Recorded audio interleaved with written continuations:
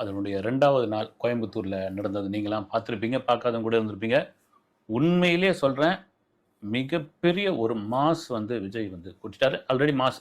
திரும்பவும் சொல்றது என்னன்னா, அதே விமர்சனம் தான் வழக்கம் போல வந்து. எப்பா சினிமா நடிகர், ஒரு பாப்புலரான நடிகர், நம்பர் 1 நடிகர், தமிழ் சினிமாவில் ரூ. 250 கோடி சம்பளம் வாங்கக்கூடிய ஒரு நடிகர். அவருடைய கடைசி படம்னு அறிவிச்சிட்டாரு. முழு நேர அரசியலுக்குள்ள வந்துட்டாரு. அவரை பார்க்கறதுக்கு வந்த கூட்டங்க இது வந்து அப்படின்னு. இது எல்லாம் தாண்டி நான் திரும்பவும் சொல்றது தான், எம்ஜிஆருக்கு எப்படி ஒரு கூட்டம் வந்தது என்று முன்னாடி சொல்லிட்டு இருந்தாங்களோ, அந்த கூட்டத்தை தாண்டிய மிகப்பெரிய கூட்டம் என்பதில் மாற்று கருத்து கிடையாது. எம்ஜிஆர் கூட ஒரு தடவை சொல்லியிருந்தார் வந்து, அது சினிமாவுக்காக சொன்னது வந்து. நாடோடி மன்னன் ஒரு படம் வந்து பெரிய பட்ஜெட்ல, மிகப்பெரிய பட்ஜெட்ல அந்த படம் எடுத்து முடிச்சுட்டு, அந்த படத்தை வந்து யாரும் வாங்கல. அதாவது வந்து ப்ரொடக்ஷன் வேல்யூ, அவ்வளோ பெரிய ப்ரொடக்ஷன் வேல்யூ. சரி, ஓகே, எல்லாருக்கும் பயம் வந்து ஒரு பெரிய ரேட் சொல்றாங்க அப்படின்னு. அப்ப எம்ஜிஆர் சொன்னதுன்னா, இந்த படம் ஓடினா நான் மன்னன், ஓடல்னா நாடோடி. ஏறக்குறைய விஜயோடைய அந்த இதுதான் இறங்கியாச்சு, அரசியலுக்குள்ள இறங்கியாச்சு, ஒரு கை பார்த்துருவோம் அது என்னதான் நடக்குது அப்படின்னு.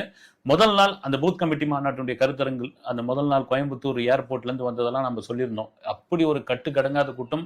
அதெல்லாம் கூட சில பேர் எல்லாம் வந்து அத்துமீறிலாம் வந்து வந்துட்டாங்க, போக்குவரத்துக்கு இடையூறு பண்ணிட்டாங்க, இந்த மாதிரியான விஷயங்கள்லாம் நிறைய வரதான் செய்யும். இதெல்லாம் மீறி நேத்து கிட்டத்தட்ட ரோட் ஷோவோடைய அந்த முன்னோட்டம் கூட நம்ம சொல்லலாம். இந்த 2வது நாள் அந்த முன்னோட்டம் கூட சொல்லலாம்.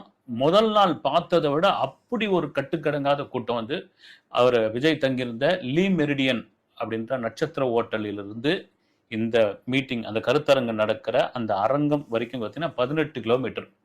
அந்த 18 கிலோமீட்டர் அந்த வாகனம் தாண்டறதுக்கு கிட்டத்தட்ட 1.25 மணி நேரம் ஆச்சு. அப்படின்போது அந்த 1.25 மணி நேரமும் என்னன்னா, வெறும் கோயம்புத்தூர்ல இருந்து வந்தவங்க மட்டும் கிடையாது வந்து, சுத்து வட்டாரத்துல திருப்பூர், நீலகிரி, ஊட்டி, சேலம், எந்தெந்த பகுதியில இருந்து பக்கத்துல இருந்து அத்தனை பேரும், பொள்ளாச்சி, உடுமலைப்பேட்டை, எங்க அத்தனை பேரும் கிளம்பி வந்துட்டாங்க.